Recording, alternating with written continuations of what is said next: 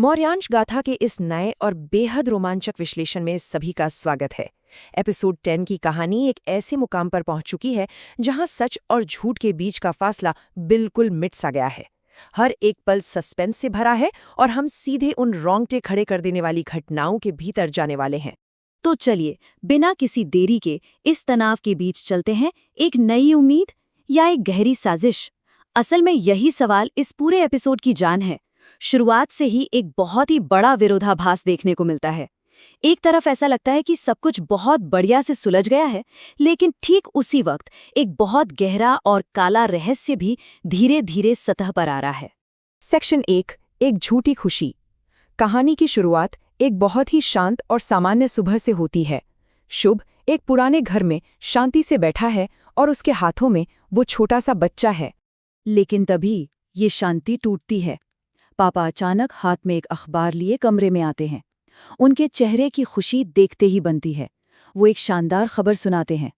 ये देखो, बच्चे के पिता का पता चल गया है। ये घोषणा उस पल की अचानक मिली राहत को खूबसूरती से दर्शाती है। ऐसा लगता है जैसे सारी परेशानियां अचानक से हवा हो गई हों। अब इस खबर पर शुभ का रिएक्शन काफी हैरान करने वाला, लेकिन साथ ही राहत भरा भी होता है। वो एकदम स्तब्ध है। यहीं पर वो खुलासा करता है कि उसने बच्चे का नाम मौर्यांश रखा है। इसके बाद बिना कोई और सवाल किए वो अपना सामान पैक करने और घर वापस जाने के लिए मान जाता है। सब कुछ कितनी जल्दी और आसानी से सुलझता हुआ लग रहा है ना? पर कहानी इतनी सीधी कहाँ होती है? सेक्शन 2, आत्मा की चेतावनी। वो जो खुशी का माहौल था, वो बस पल भर का ही मेहमान था। अचानक से एक सुपरनैचुरल मोड़ आता है और सारी खुशियां एक झटके में बिखर जाती हैं। यहां से कहानी का रुख पूरी तरह बदल जाता है।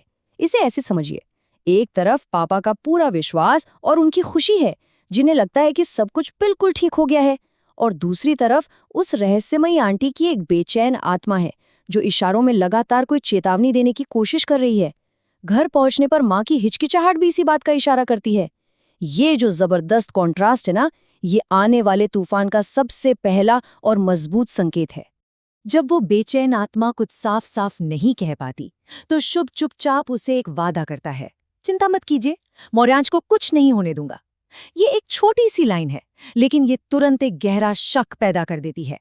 ये एक बहुत ही भारी फोरशैडोइंग है, जिससे साफ पता चलता है कि आगे चलकर इस बच्चे की सुरक्षा पूरी तरह से दांव पर लगने वाली है। सेक्शन 3, अनजान पिता।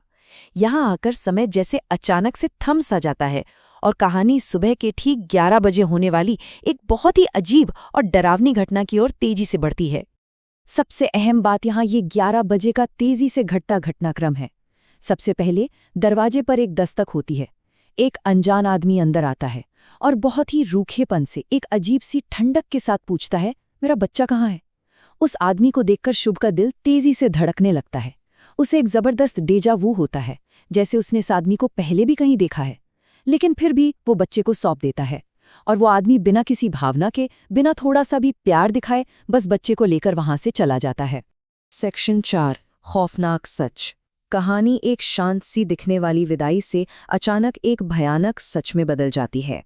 शुभ बालकनी में खड़ा रो रहा है, तभी उसे नीचे से उसी अजनबी की एक बहुत ही धीमी लेकिन बिल्कुल साफ आवाज सुनाई देती है। वो फुसफुसाता है, अब इससे भी मारकर मैं अकेला सारी वसीयत का मालिक बन जाऊंगा। ये खौफनाक कबूलनामा पूरी कहानी को जड़ से पलटकर रख देता है। तो असल में भयानक सच अब पूरी तरह से सामने आ चुका है। मौर्यांश की जान इस वक्त बहुत बड़े खतरे में है। जिसे अभी तक पिता समझा जा रहा था, वो इंसान असल में एक हत्यारा है, जिसका एकमात्र मकसद एक बहुत बड़ी वसीयत और जायदाद को हड़पना है। ये सिर्फ पैसे के लालच और धोखे का खेल है, जहां एक मासूम की जान मोहरा बन गई है। और इसी के साथ ये विश्लेषण एक बहुत ही बेचैन कर देने वाले मोड़ पर आकर रुकता है। यहाँ सबसे बड़ा सवाल यही उठता है कि क्या शुभ समय रहते इस भयानक सच को समझकर मौर्यांश को बचा पाएगा, या फिर पैसों के लालच में इस मासूम की बलि चढ़ जाएगी? और क्या इस गंभीर स्थिति में मूसक राज कोई मदद करेंगे? ये देखना वाकई दिलचस्प होगा कि आगे क्या होता है। इस विश्लेषण से जुड़ने के लिए बहुत बहुत धन्यवाद।